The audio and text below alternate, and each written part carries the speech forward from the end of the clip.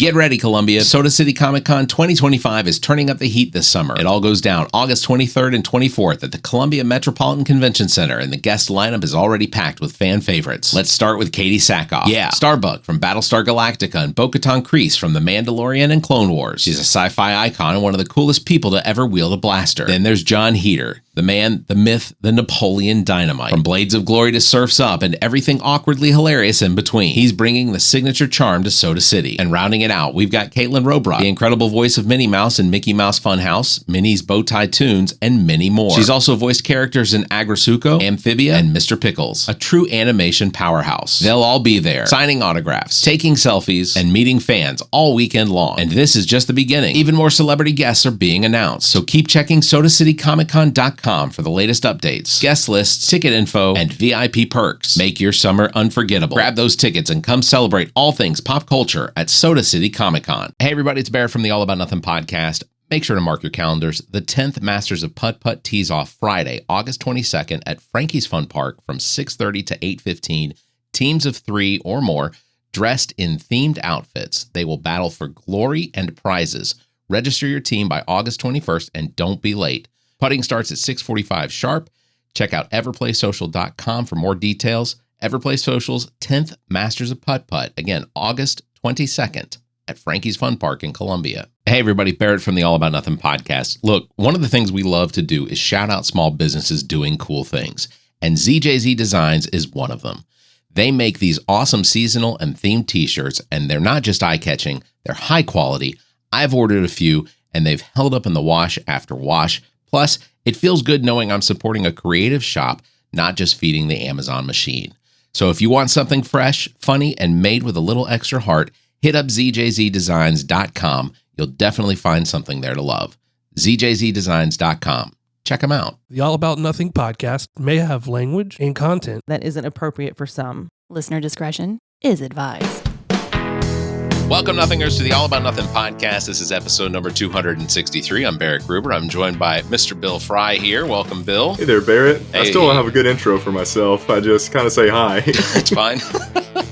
Zach King is also joining us. Welcome, Zach, for another week. I'm going to let it slide that I was just third billing in the intro. It's not least, it's just last. It's not least, it's just last. We'll see what part of your face I punch first and which part you care about the most.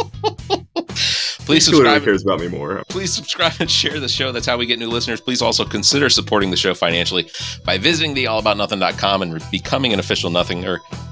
You can probably call yourself a true Nothinger. That's an official membership. We'll have more details on that at the end of the show. If you can't do that, please give us a 5-star review, a like, and follow us across social media. You can find all the links at theallaboutnothing.com.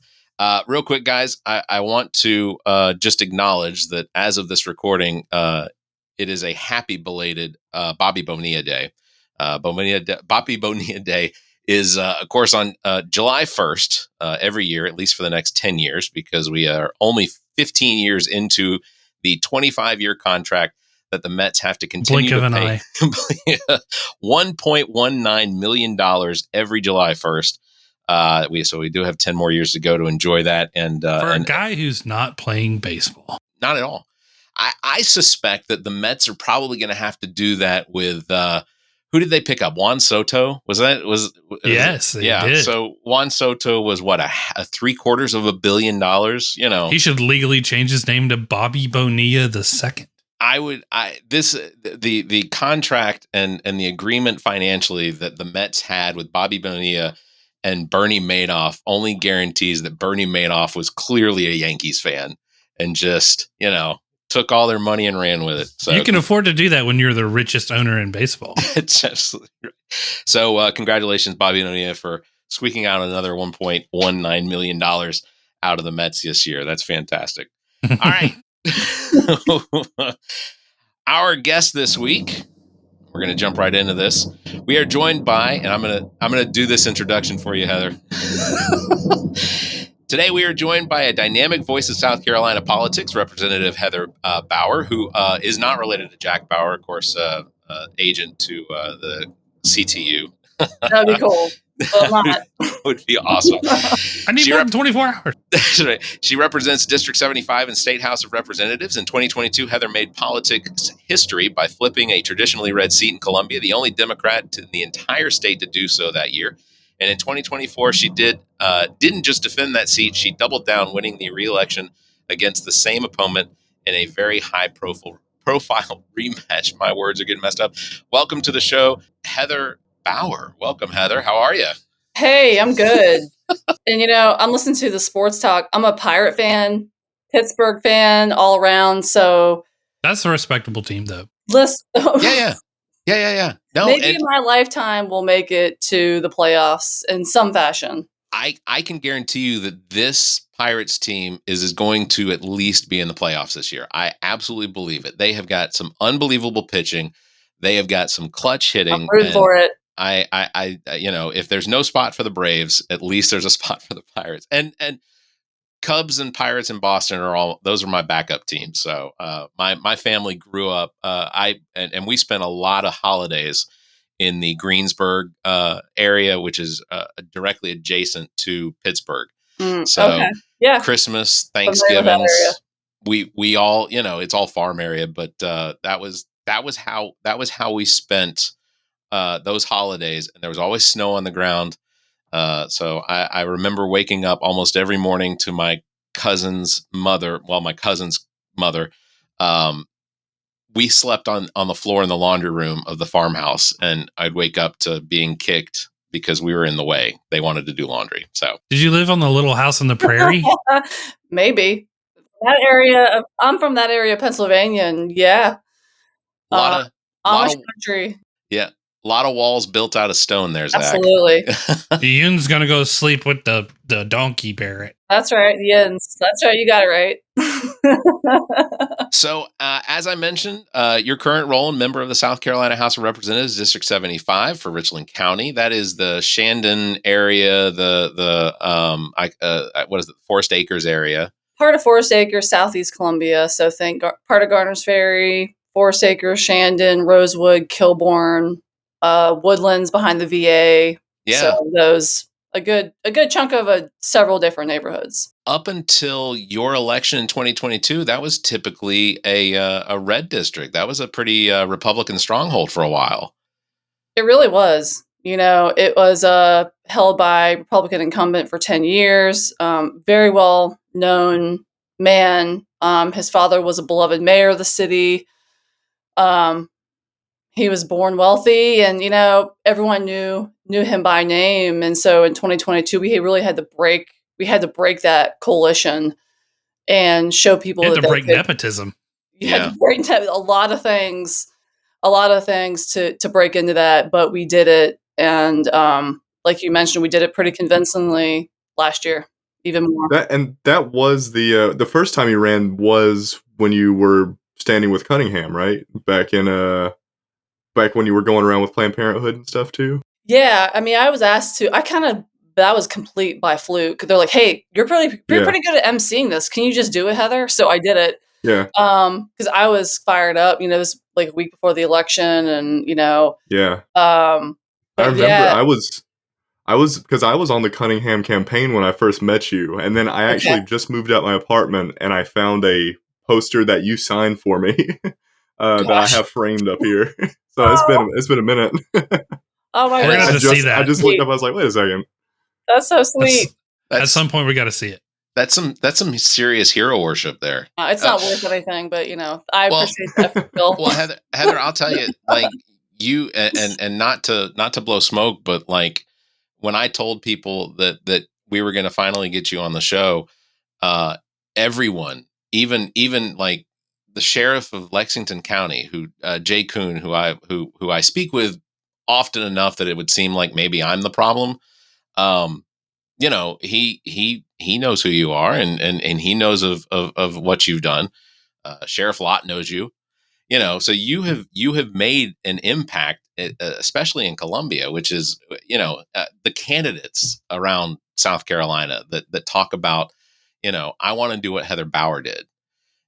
That's again, not to blow smoke, but you did something that no one else has done yet, and It's very impressive. I listened to the episode of the podcast that you sent to me last night, and I was not aware that you ran on pretty much a single issue in 2022, which was just abortion and liberty, self liberties, freedom.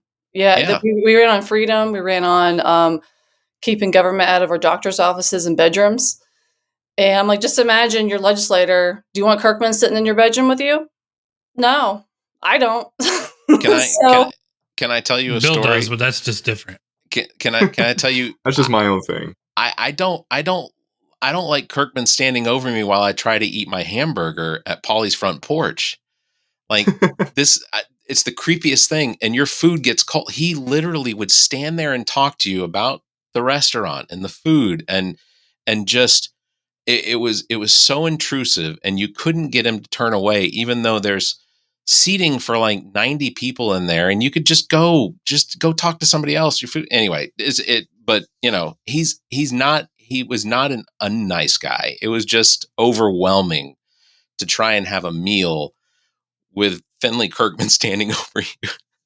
Well, I've never talked to him, so I can't confirm or deny the person he is. Yeah. But I did know in 22 that, we had an inkling that Roe was going to be overturned that summer. And sure enough, it was, with the courts being stacked, or the Supreme Court being stacked. And then they had a special session that fall where they were taking votes. And I was watching every session from home, working, and he took some really bad, he literally voted against Roe. He voted to progress that awful ban several times. And so I called my people. I was like, listen, let's go. Like, this is it. We're only going to talk about this issue. So really in 22, it was, we kind of ambushed him a bit. He did not see us coming at all. And that issue alone, it was very disciplined. That's all we talked about. And I talked to mostly Republicans at the door and said, hey, did you know that your representative voted to ban abortion? They're like, what? I had no idea. It took an extensive amount of voter education to break that coalition that he's had for a decade or more, because he used to serve on city council too. So he's been in elected office for a while. And so we knew we had to break, and that issue was ripe for, people were pissed, rightly so. And for him to claim to be a moderate and all those things, he took some really bad votes, and we completely exploited it, and we just ran with it. And people were pissed enough to show up and vote him out. Well, talking about the campaign in 2022 and 2024 as well, what was your approach to like canvassing? Because so when I worked on Matt Villardobo's campaign, our canvassing pretty much only relied on canvassing to Democrats. We had that voter list of Democrats, and that's what we pretty much approached, which was not the same for me when I canvassed for Hillary Clinton prior to that in 2016, and when I canvassed for Bernie Sanders. We just went down a street and knocked on every single door and talked to whoever it was, and never, so what was canvassing like for you and your campaign? So in 22, we focused a lot on women, and then those moderate, maybe undecided. I did not talk to Democrats, and we touch base every time we were out. I'm like, hey, I'm not on the right doors. Hey, I'm not on the right doors. If the doors were too easy, I'm like, let's make it harder. Let's make it harder. Because Democrats they're going to go vote, and that's the party's role. But we're talking earlier about the party's responsibility. I have a great relationship with the Richland County Democratic Party here. They worked their ass off for me in both elections, and I was like, listen, y'all, GOTV, get the Democrats out. You have volunteers to do that work. I'm going to go talk to tough doors. And my volunteers, who are excellent, know how to talk to these people. So that's where I focused my time. I did not spend any time on solid Democratic doors ever in those campaigns. But, in 22, it was kind of an intro into that for me. And I had run in this district before, so people knew my name a little bit, not akin to Andre Bauer, by the way. And so 22, and then in 24, you it don't was drive a rematch, that fast, right? hot rod on your Bauer. I usually say I don't think so. I mean, anything's possible, but I'm Sure. Yeah. So that's what broke that coalition in 22. But I knew. Sorry. Go ahead, Zach.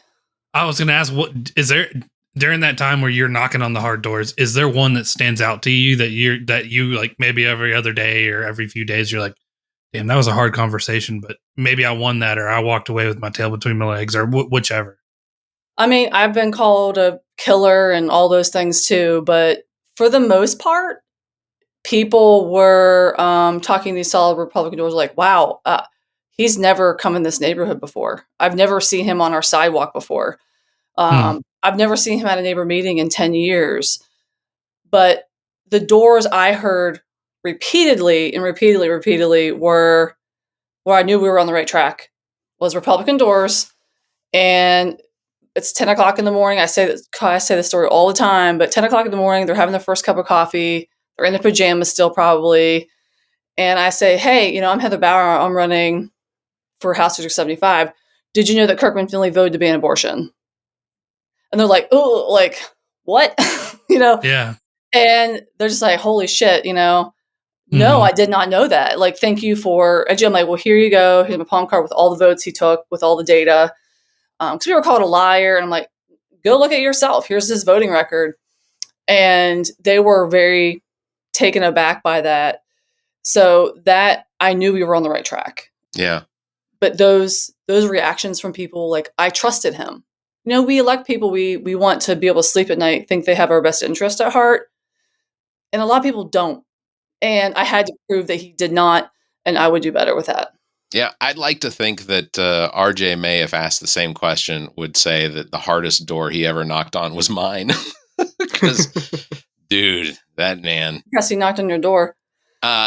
He did, actually. So in 2020, when he was running his the first time, he did not have a platform. The only thing, I guess he kind of did, but to say it now sounds almost moronic, but it was to protect children, one, but mostly to just continue to support and endorse Donald Trump's 2020 election. And that was basically his whole game.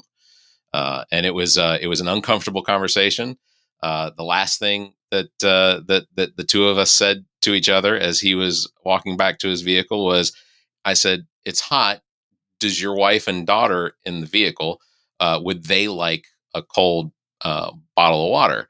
And he turned back around and looked at me and very angrily shook his fist and said, "I take care of my family." Well, he also threw in an MF in there, but yeah, it was an awkward conversation. I wish that I still had the door cam video from it, because it would make for very interesting content for the show. Interesting way to win votes. Yeah. Well, I would say then in 22, because you mentioned about both elections, like, our strategy was a bit different. I knew that my second election would be the toughest one.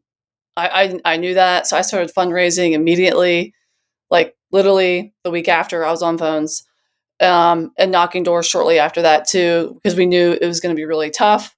I had a feeling he would run again. And sure enough, it was like vengeance tour. And we couldn't hide that we were coming. I mean, I was the incumbent. And of course, there was some adjustment there. I'd never run as an incumbent before. So very different. But we had to grow our base at that point, or grow our support. Being the incumbent, did it make it any easier for you, or was it more difficult? Easier to raise money. Okay. I will say. But I knew, this is a very highly educated, they're high turnout voters. They pay attention. I think half of the State House staff works or lives in my district. Law professors and you name it. So very, they pay attention, right? And they expect a lot of their legislators. I knew I had 2 years to prove my stay. And so if you follow my track record in the House, in my first couple of years, I was like first week doing stuff. Like, I was ready to go. Because I did not have that luxury to, as a lot of people say, well, I'm going to just get my feet wet. I'm going to just see how this works. I'm going to just sit back and watch. I would not have gotten reelected. I did not have that luxury to just go with the flow. So I had to work my butt off, and the issues I chose to work on may not have been popular with even some of my own delegation and party, but they were what my constituents asked me to do. And I never felt I was going against my own values while working on them, like great public education, like getting our incompetent comptroller general out, things like that. Working on hunting and fishing bills, you name it. I found ways to get stuff done.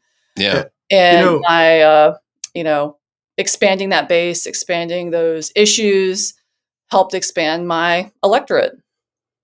Go ahead, And Bill. like with I'm curious to hear, just from your perspective, what does it feel like being a Democrat in the South Carolina State House? In my mind, it would be like Squid Games, when you can get the game to end and it just never does, because the majority is always pushing the button against everything you would stand for. Yeah, I Almost mean, everything, I guess.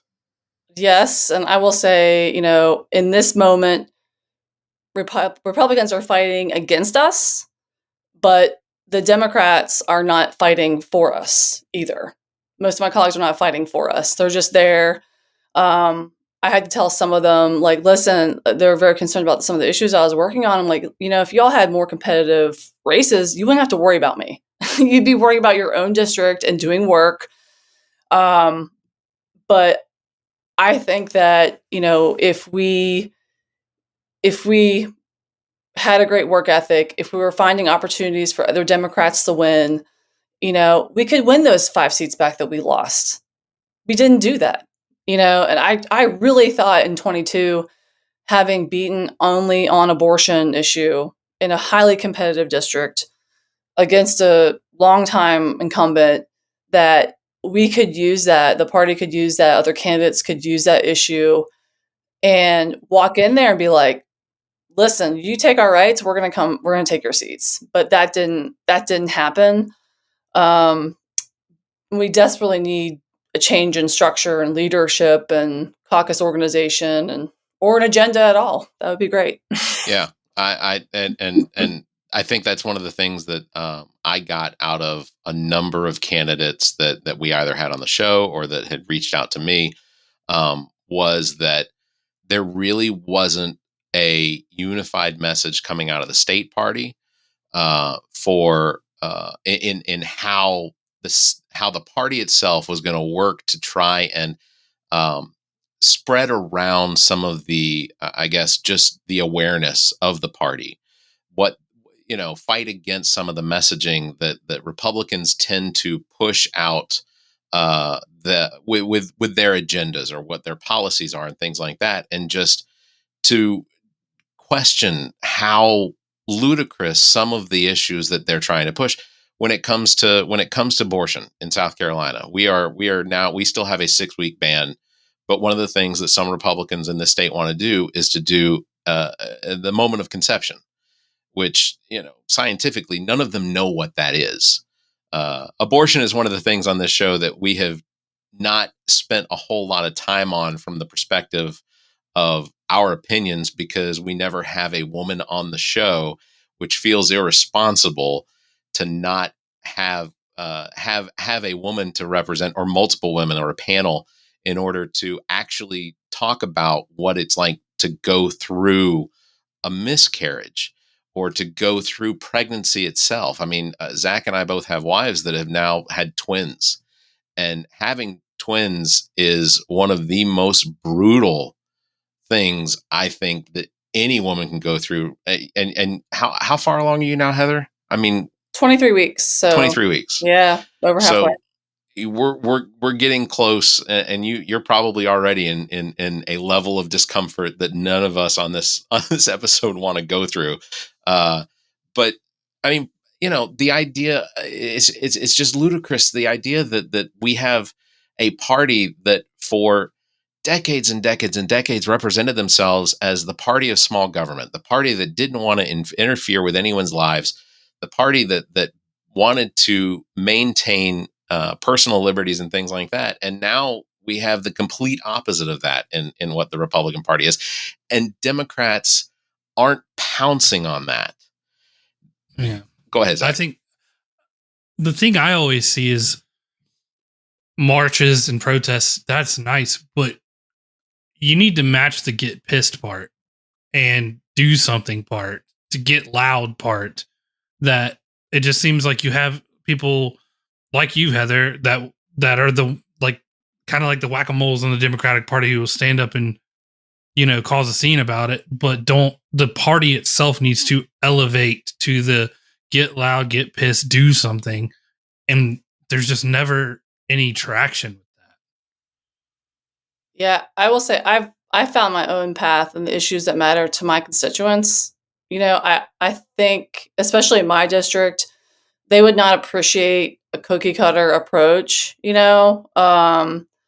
want someone who is independent, someone who is going to work on local issues. Like I was working on rats in schools. I was working on, things I never thought that I would be working on. That's what I did. So it wasn't a national issue. It wasn't, the end of democracy, whatever that is. It was these issues like community safety, keeping their kids in clean schools, fixing roads, fighting for great public education here in Richland 1.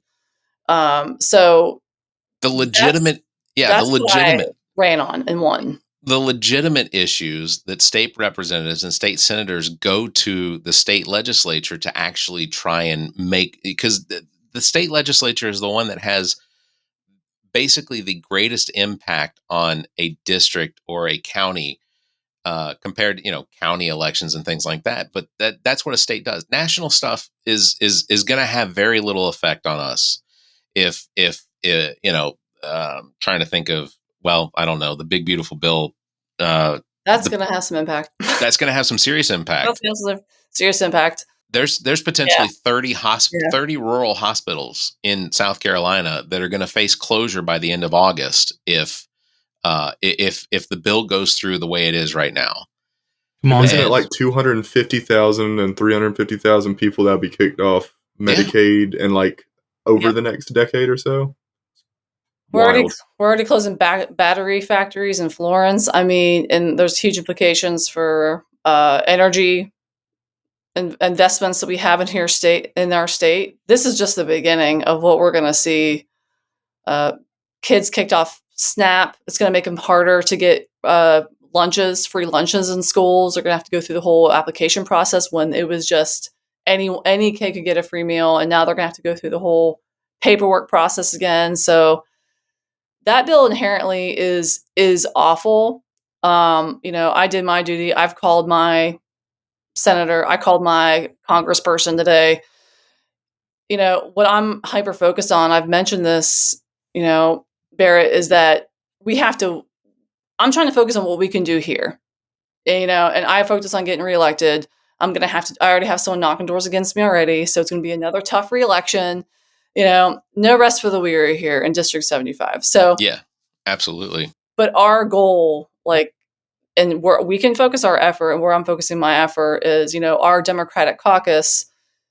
Our job is to elect and defend Democrats in the SC House. We don't do that. We haven't done that in a long time. Since our current leader was in place, we've lost like 24% of Democrats. We didn't always used to be in the minority in the House. So that's what we should be doing. And what I do is try to create opportunities for other Democrats, whether it's speaking about the energy bill or the treasurer issue. My goal up there is, to obviously speak the truth and do what's right, regardless of if it gets me reelected or not. But it gives other Democrats the opportunity to pick up and run with it. Yeah. You in the House, you had articles of impeachment against Curtis Marigold Loftus. Don't shake your head, Zach. I have this running bit where I don't know what his middle name is, and I just assign him names from 1940s women. That's it. That's what I do. Barrett, I've told you multiple times how we deal with him, and you still won't listen to me. We release a bulldog that goes in there and messes with him so he can chase him like Foghorn. I'll see you, boy. And he just runs around chasing that bulldog. He can't do anything while he's busy with this bulldog. Yeah. Well, I don't disagree.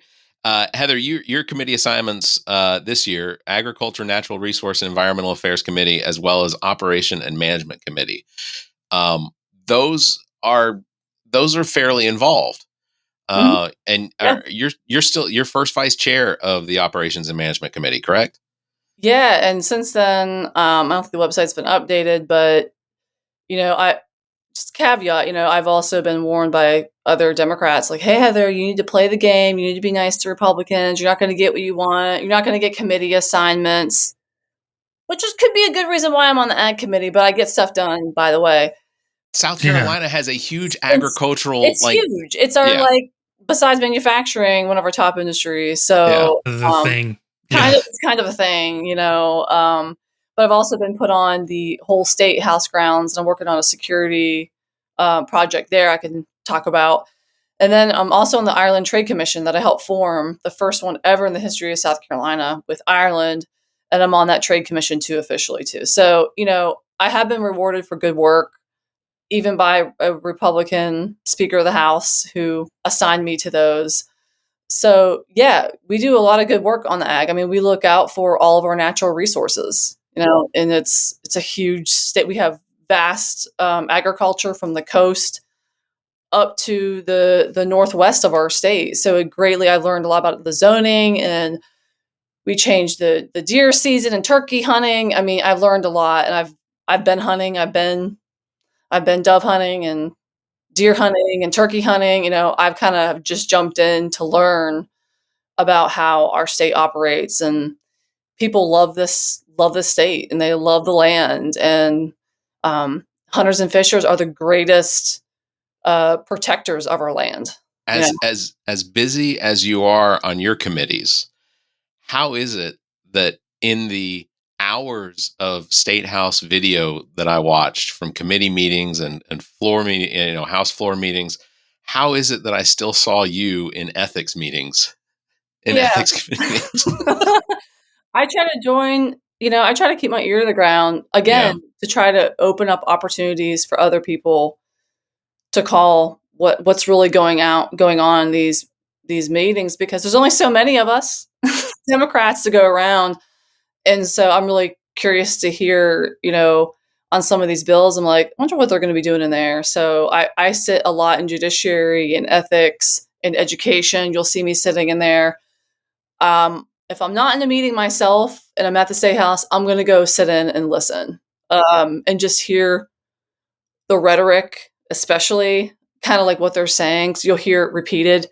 And I try to be a good, learn constantly. So I listen to all type of podcasts, including yours. But I also listen to Republican leaning podcasts too, Sure. Yeah. Just to have a wide range of, idea of what's happening. But anyway, yes, I sit in meetings. I try to learn as much as I possibly can. I would never take ours as an educational podcast. That's probably to your detriment, if I'm being honest. Y'all are voters, and I think it's important, even my husband, like he is on the periphery of what I do, and to hear him talk about what he sees and how he reacts to things, I'm like, oh wow, like I didn't see it that way, because I'm so in it, and it's important for me to have that perspective. Well, and real quick, Bill, let me just. Oh yeah, go ahead. Because we didn't mention this yet. Congratulations on your wedding. Thank you. You all got married. You and Michael Tyus got married on June 7th. Yes. Which was relatively. Did you all get to go on a honeymoon at all, or is there a honeymoon coming? No, we didn't. We didn't yet. We're planning for something for August. So okay. Yeah. Nice. Yeah. Well, congratulations. I think that's awesome. And he seems very supportive. I've seen him beside you, or I've seen him just off adjacent to you. People think one of my best friends, her dad calls him Detail, because most people thought he was my security for a while. I'm like, I'm just a State House rep. I'm like, I'm like, oh no. I'm like, so he's very supportive. and he's really smart. Like, he has a lot of great insight. So I look to him for advice a lot. Awesome. That's great. Okay. Sorry, Bill. You go ahead. Sorry. No, yeah. Also, congratulations from me as Yeah. well. Thanks, Bill. But I was just gonna ask. You were talking about like this overhaul. There needs to be some sort of change in the Democratic Party in South Carolina, and from a lot of my friends, I'm 23. All my friends are college age, just graduated, and a lot of them are saying, "Look, I'm completely leaving the state. I can't live here. I can't do anything. The job market is not good. I have to go to another state." Some people I know are completely leaving the country, and I feel like a lot of the Democrats that I've met in South Carolina, almost all of them are older. They're not appealing to me or any of my friends. I'm a voter. I will vote. Most of the time in my mind, it's to lose both legs or lose one leg. I mean, that's what it feels like when I go to the poll. But I just wonder, what do you think would be one of the biggest changes for not just young people, but to make that big change in the Democratic Party for South Carolina? Well, what I think we can do, what I feel like me and my colleagues can do in the House, is we need to win back some of those seats that we lost. And that starts with new leadership, at least in the House. Like, we can do that. Over the course of the past 2 decades, like, our trust with the public when it comes like public education. We used to be the public education party. They don't trust us anymore. When it comes to that, we're not talking about real issues. I like the articles of impeachment. I've talked a lot about tariffs. I've talked a lot about this energy bill that's going to raise our rates here, and that doesn't even include the bill that's going to pass probably in the House, the U.S. House. But we had a lot of Democrats support that bill when it's going to inherently raise the rates and push people out from ever buying a home. And we're not talking about real issues that matter to people. We're not putting up a fight. And I think with a change in leadership, we can put these issues in the front of things. We can create opportunities and maybe some weird alliances with the Freedom Caucus on certain issues and give the Republicans some hell. So it just takes being creative, and I think with the right people at the helm, we can do that. So to me, it starts with leadership. It starts with having a backbone, not caving to the Speaker of the House. We don't work for the Speaker of the House. We're not there to make his life comfortable. We are the opposition party, people. We should be acting as such. It's interesting how the Republican Party now has not one but two insurgency parties in caucuses inside of their own party. You have the Freedom and the Family Caucus, and none of them seem to like each other. You can't tell exactly who. Well, you may know because you work around them, but there is no list of them. We don't know who officially is on what team and who's playing for which group. It sounds oddly familiar. So I'm gonna go to this church. This one ain't doing it for me. That's exactly what it sounds like. I just wanted to say about that because, we do tend to, and I just did mention like that caucus that, and I've worked with on judicial reform. I aligned with most of the Freedom Caucus on creating better transparency and better process for electing our judges. That was common sense. Common sense. I'm not for general elections and things like that. That's keep money out of judiciary races. I think that's a bad idea. But I think some of the changes we did make were really good steps to make it transparent. I worked with the Freedom Caucus on that. But what I'll say is that Republicans and I'm using moderate Republicans in air quotes because they don't exist right now. They do slip. They could have stopped all these awful bills. They could have stopped the abortion ban. They could have stopped this voucher scheme, education scheme. They could have stopped constitutional carry, but they didn't. And for them to get mad at the Freedom Caucus for causing issues too, because it's not enough, I'm like, y'all got what you wanted. This is what you wanted. You wanted a supermajority. Here you go. So deal with them. But we can, as Democrats, use that fracture to our advantage and be strategic about it. And I've done that before, and we can do it again with the right leadership. No, you definitely have a track record of being bipartisan when it comes to the definition of bipartisan, which is to work with the other side. But it's never been at the detriment of the people of South Carolina, of the people of your district. Everything that I see your voting record on is something that I would want my representative to vote in favor of or against. And sometimes they are what I would consider conservative or moderately Republican agendas. And then sometimes you see Republicans putting forth bills around like, well, fuck, that makes sense. Why didn't we think of that? You know? Sure. Yeah. There's plenty to work on together. And I'm very much for common sense. And I've been traveling across the state just talking about the status of what we're dealing with up there. And a lot of people are like, I was at a neighborhood meeting, and I am in the neighborhood as much as I can, talking to people. And his name is Jerry. He came up and he's like, Heather, my name's Jerry. And I used to be a Republican, but I can't stand that party anymore. I'm a Democrat now, but what the hell are y'all doing up there?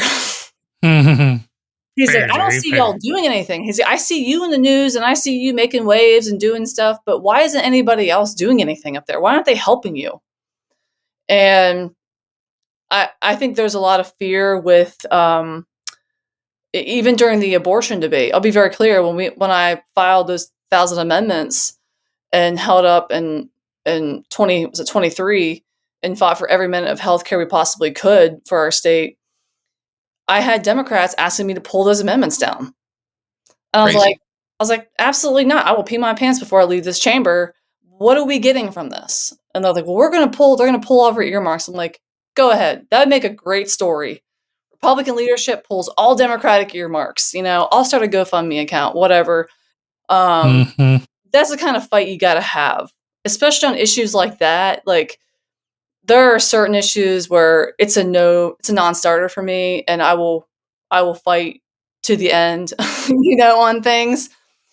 And then there are others where I'm like, I'm willing to listen to you, like the energy bill.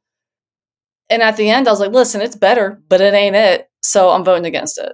It's I was just going to say, the number of times that I see one Republican stand up in front of a microphone and all of the other, you'll have 15, 20, 30 other Republicans line them up on stairs behind him at like bleachers.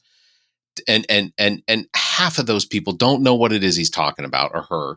They have no clue as to what it is they're supporting. And then when he opens his mouth, you see the expressions on their face, like, why am I'm missing lunch for this? Like, the Republican Party is broken enough that you're absolutely right. There are roads to try and to be able to coerce is probably the wrong word, but to be able to manipulate their sections of parties into supporting things. How difficult is it for you to get co-sponsorship on some of the bills that you've tried to push across, like from Democrats? It's been difficult. Like, certain issues like the treasurer are complete no-brainer. As a party, as a caucus, yeah.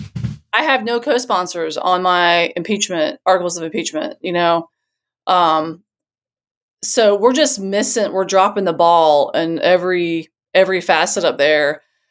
And that's what people care about. I was at a neighborhood meeting the week after his trial happened in the Senate, and mostly minority community, and they're like, I don't want to talk about I don't want to talk about DEI. I want to talk about this treasurer. How come he gets to keep his job, and if I did something for an eighth less worse, I'd be fired? So people are pissed about this stuff. Like, yeah. They get away with this stuff, and we should be holding their feet to the fire, letting people know how much money we're spending every month on this incompetent pest control guy he can't count. Like, what are we doing here? It was $1 billion something. Everybody gets one. Like, any less, any one of us would have lost our jobs. Oh yeah, probably been killed in the streets.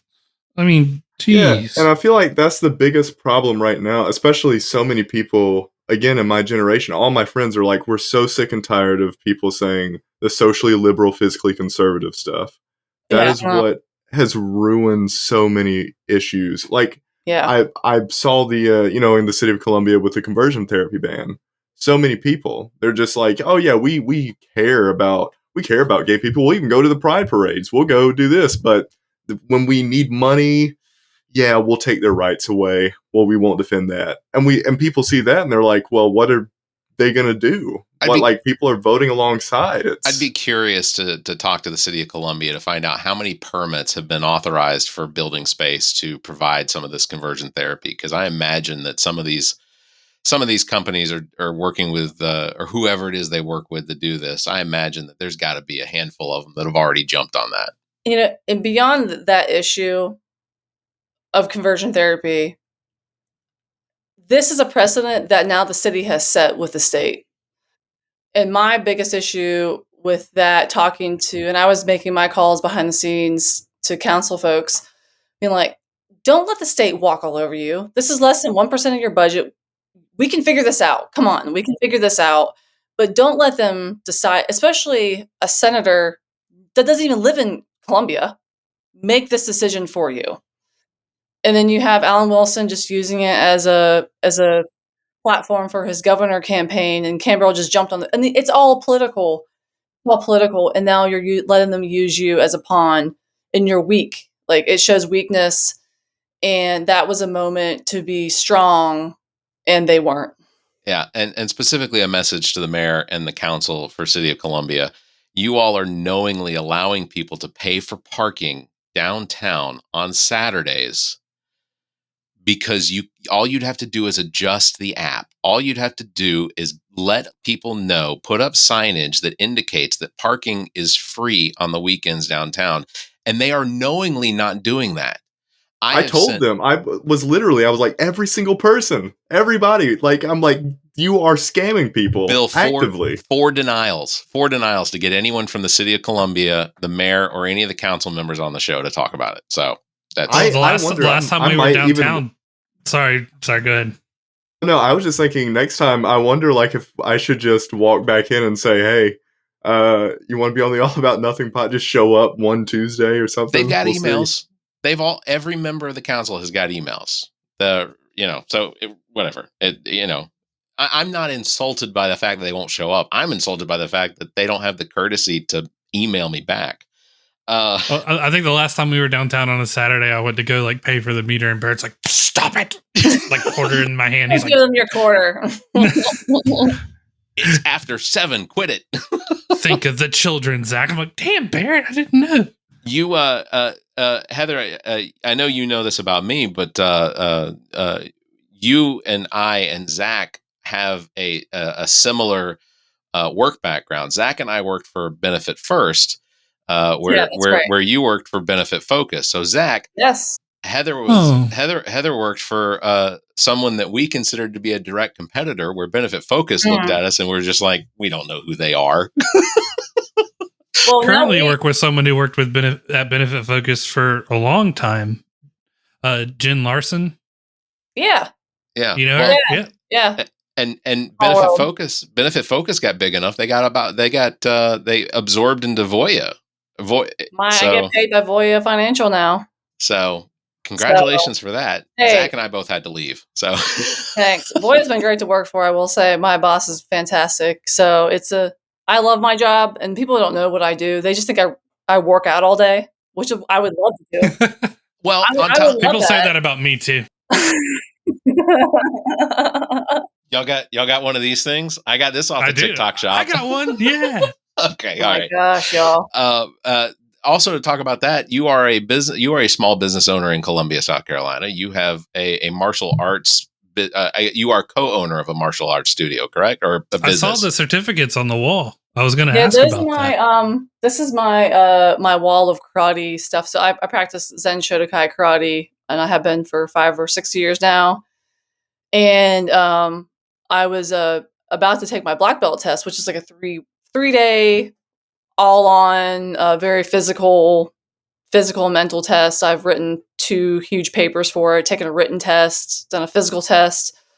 But I had to postpone it because I got pregnant, which is we were trying, so it all worked out. But I couldn't do that test in March because of that. So at some point, me and my sensei will figure out when that might happen. But yeah, it's been fun. I've been in the gym industry for over 10 years now, and really I started over 10 years ago with a previous partner, but we couldn't really find anything we enjoyed going to in Columbia. It's either like CrossFit, which is like kind of hardcore, or you have like the 24-hour fitness places, and we wanted somewhere just where regular people can go.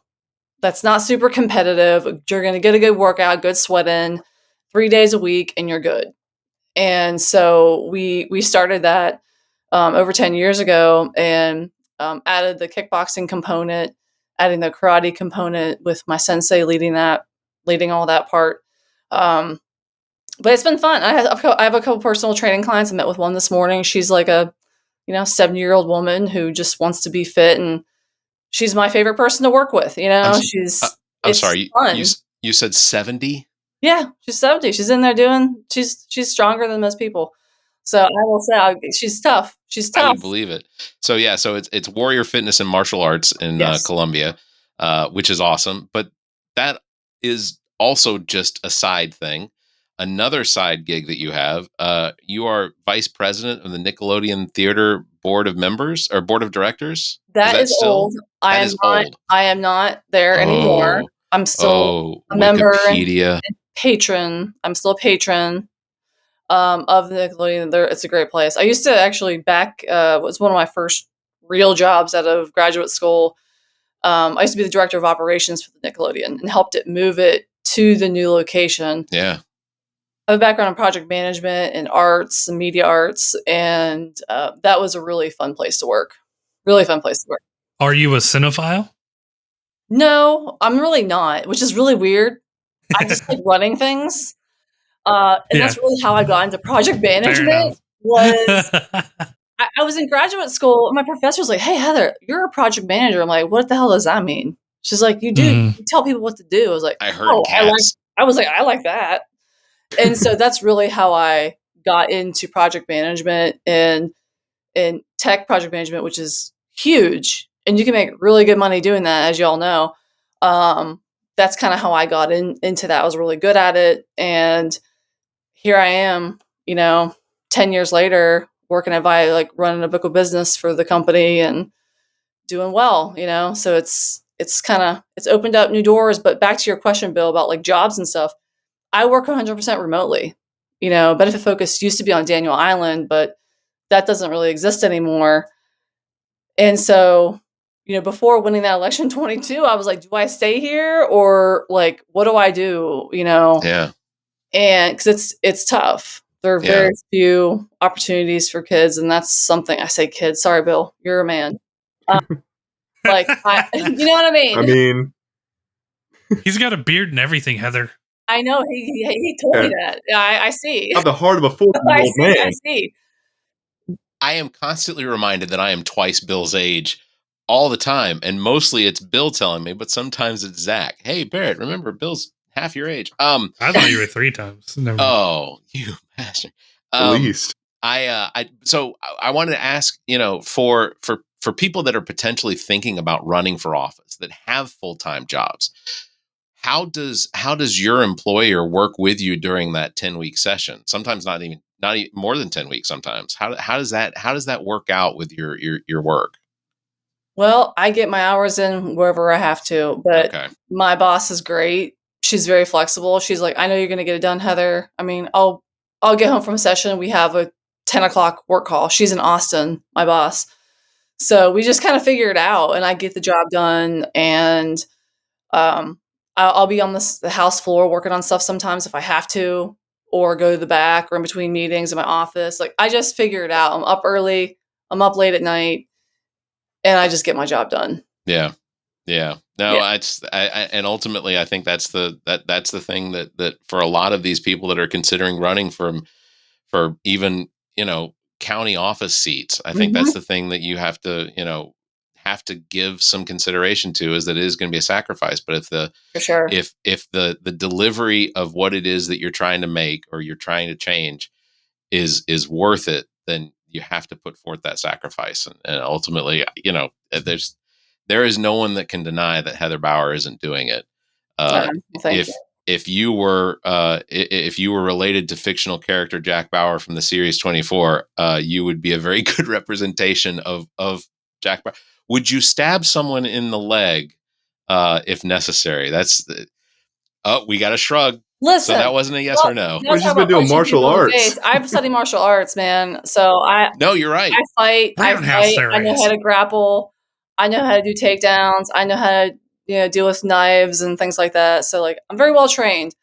But in our practice, we're a very defensive martial art. So our goal is never to. There's no first strike in karate. Is one of our. And I'll just point out, Zach, I have invited Heather to multiple of our events that were outside of, recording events where we were either at, the transmission arcade, or we were at Hendrix. And every time it was, no, I have karate. Going to karate. Sensei, I hope you hear this. I'm gonna play this back for him. But yeah, it's my space. It's like my safe space, and where it really grounds me. And my sensei has a podcast too, and I'm a guest on there quite a bit. But we talk a lot about stoicism and kaizen and Japanese philosophy on patience, discipline, humility, and kaizen, really, which I think our caucus could learn from, which is basically if you just do the right thing, stay in your lane, do what you need to do, everyone's better for it. Well, give your sensei's podcast a plug. Yeah, it's called Warrior Mindset. Nice. It's available wherever you listen to podcasts. No, that's very cool. And I have to tell you, Heather, I when I was younger, I took Taekwondo like maybe 2 separate times, and I got to yellow belt, and I was like, I've reached the top. I can stop now. And then I did boxing for a few years, but most of my martial arts knowledge comes from reruns of Kung Fu, and I watched David Carradine. What have you watched on TV? And a little bit of Steven Seagal with the wrist control. I've watched some of those things, and I get so pissed because it's not real. I'm like, this is not real. Yeah. It's not real. The fattest man on earth taking on 12 people just by going. Heather, does that mean you're not going to come to our showing of the new Karate Kid movie with Jackie Chan and Ralph Macchio? Sorry. Depends on what night it's on. I'm just kidding. I couldn't say it all out loud without laughing. Well, Heather, before we let you go, first of all, it's been an absolute pleasure, and I'm glad that we finally got you on, and I'm hoping that we can get you on many more times. Obviously, campaigning is probably going to start up as soon as your baby's teething, for sure. So my hope is that the child also learns to speak very quickly. Do we know what we're having yet? It's a girl. Congratulations. Thank you. Girls are the best. I'm very excited about that. I've already started fundraising though, by the way. So I've already had a fundraiser. I have 3 lined up for this fall. My goal is to have a good bit in the bank by the time the baby gets here. So I'm a very organized type A person, if you haven't noticed. But I'm planning. If you don't plan, you plan to fail. So I'm preparing now, knowing that I have another tough re-election next year. Well, you've got our support if there's anything we can do for you, for sure. Well, Barrett has 2 girls. I have 2 girls. Really? Just let us know. I have 1 boy. I have twin 10-year-olds. If I could have both your phone numbers and give them to my husband, absolutely. He's gonna need that support. Michael is welcome to call me whenever he needs. So most of my advice is I just cry until like I can't anymore, and then I like. It's always a journey. So Heather, normally for our first time guests, we do this thing called 7 questions, but I have decided recently that I wanted to give the guest a choice as to what they wanted to do. So 21 questions or 7 questions. Yeah. So it's either 7 questions or a new game that I like to call Controversial Opinions, where myself, Zach, and Bill will give you our controversial opinion, and then you tell us which one you agree with. I kind of want to do the questions. Okay. All right. Well, perfect. I want to do the questions. It's probably good because I'm going like shit. Zach didn't do his homework. I will. So I will just give you an example of one of my controversial opinions that I've written down, like 9 of them. I'll give one because I'll use the other ones. If breakdancing can be considered an Olympic sport, Olympic yo-yoing should also be an Olympic sport. So that's I'm going to save the other ones for later. All right. Here is the first of the 7 questions. What was the last thing that you Googled? I think I Googled the U.S. House live stream. Oh, okay. All right. Oh, Mm-hmm. I had the Senate on yesterday, so yeah, which was incredibly disappointing. boring. yeah. All right. Second question: if you could have one superpower, what would it be? everyone says flying, but I kind of want to be invisible. Okay. I want to be in rooms that I can't get in. Okay. Fly on the wall sort of situation. Yeah. Everybody says telepathy on this show, like some form of psychic power. Yeah. I think ultimately, I think Jean Grey's power would probably be the telepathy and the mind control and the Phoenix and whatnot. All right. Number 3, if your life were a movie, what would the opening soundtrack be? The song they play at the opening title, what would that be?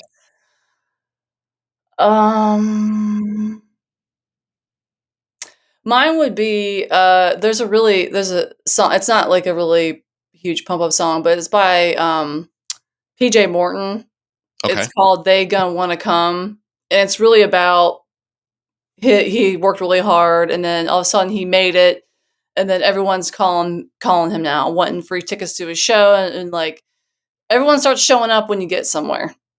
Mm-hmm. It is the motto. He's been in the trenches doing the work, and he's like, beware the people that hadn't been there before you got to where you are. Well, if it weren't for copyright infringement and our show's getting taken off YouTube, I would play it right here. It's a great song. You should listen to it. It's a good song. I will put a link in the notes so that people can check that out. Yeah. All right. Listeners, pause and listen to it on Spotify real quick and then come back. Yeah. It's worth it. Do the live version too, the good version. Okay. All right. Number 4, if you could only eat one food for the rest of your life, what would it be? Okay. So I had a bridal shower and we did this like quiz thing. And this will give you an idea of the kind of person I am, but that was one of the questions. And my husband at the time, current husband now, he took the test too. And everyone said, pizza or pasta or whatever. I put salad. And I was thinking, like, listen, you could change it a little. You change it a little. It's good for you. It's good energy. And then my favorite beverage, everyone put water. Like, I'd be like, that's bullshit. There's no way. Listen, look at this. I know. I drink a ton of water. No. But is it the drink you go to because you know that water has only hydration, like benefits, or is there a drink that you prefer that you like because of the flavor, or that like you mean enjoyment, Barrett? What is that? Yeah. I'm kidding. No, yeah. It's only a problem if you said like Mad Dog 2020. Then it's a problem. Wine. I'm a big wine. I can't have it right now, obviously, but I love a good glass of red wine, or actually any wine. At this point, I drink anything right now you put in front of me, but I do love some good wine. Well, good for you for sticking with the water, though. That's not easy. Yeah. I'm always thirsty. I don't know, so I'm always drinking water. I used to challenge myself, and this is a giveaway to my obsessions. But I used to challenge myself to make sure that when I peed, that it looked like I was just peeing water. So that's a good goal. Yeah. That's a good goal. Where's that? Maybe you'll get halfway there. Maybe you'll get halfway there. There it is. All right. Question number 5. What is your least favorite candy and why? Anything banana flavored. Really? Okay. Throw it away. It's gross.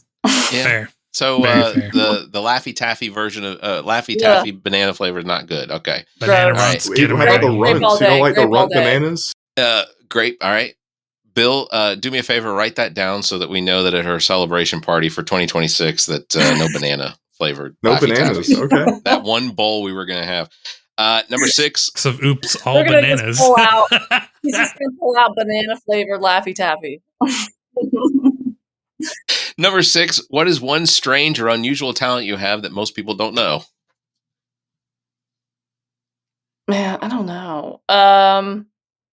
Most people don't know like my day job, so I'm really Okay. analytical. Yeah. I mean, I guess it makes sense some of the issues I work on. But I can crunch some numbers and do some audits, you know. Are you an Excel master?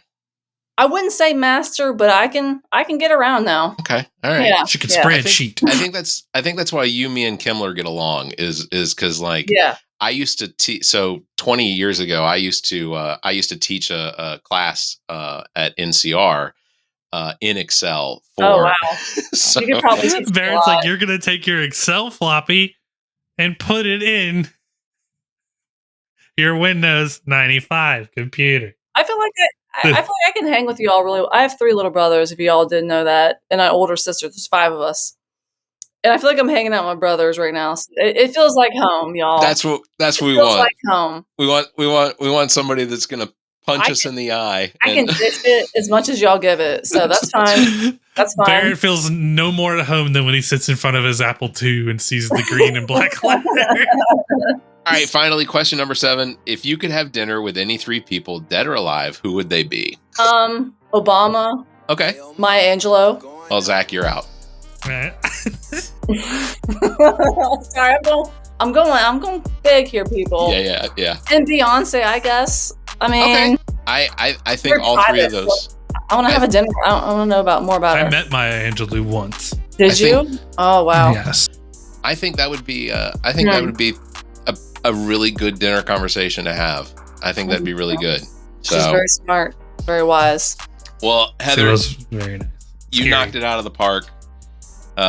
Your episode now goes up at the top, right above Daniel Shreve, who ran against RJ May in 2022.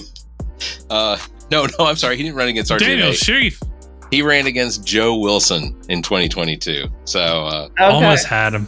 I will send you a link to the episode, but this was a man who came on our podcast and read a poem that he wrote to Henry McMasters. A very... Jesus was in it too. Yeah, it was a very affectionate poem. And shout out to Daniel Sharif. I'm sure he's out there selling insurance. We Interesting. appreciate I Daniel wanna He's Sharif. not going to figure out how to listen to a podcast. Well, Heather, we really appreciate you coming on the show.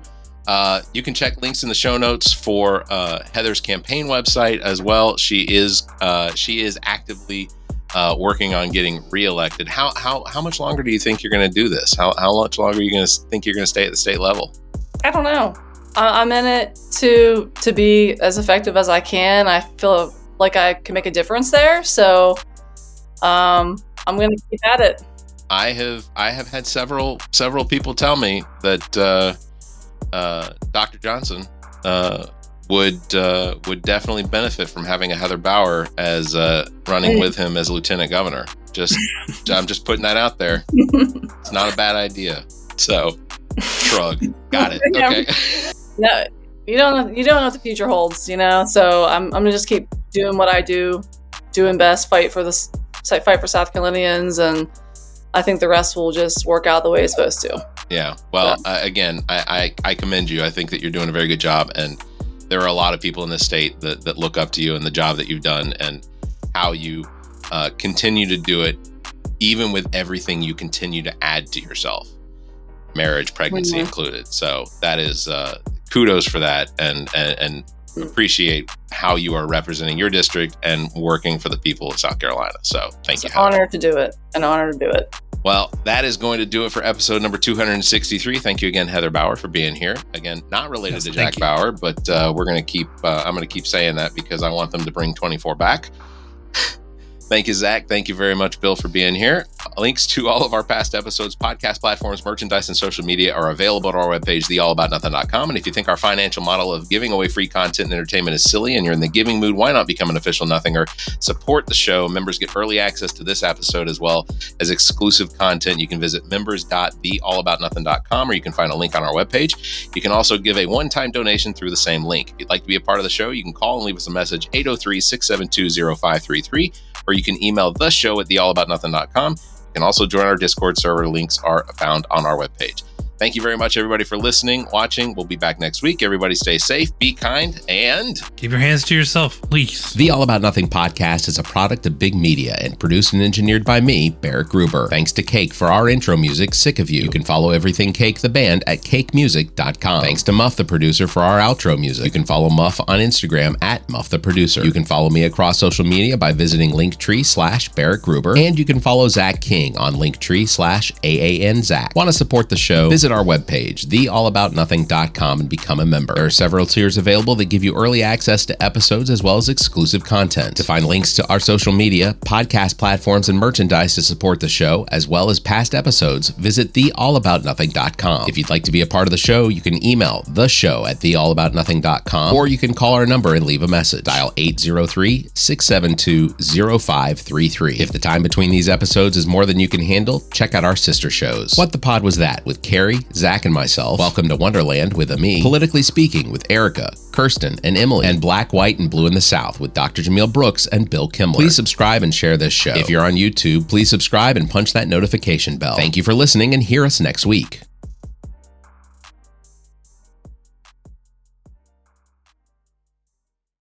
The preceding podcast is a product of Big Media, LLC, and is copyright 2025, all rights reserved.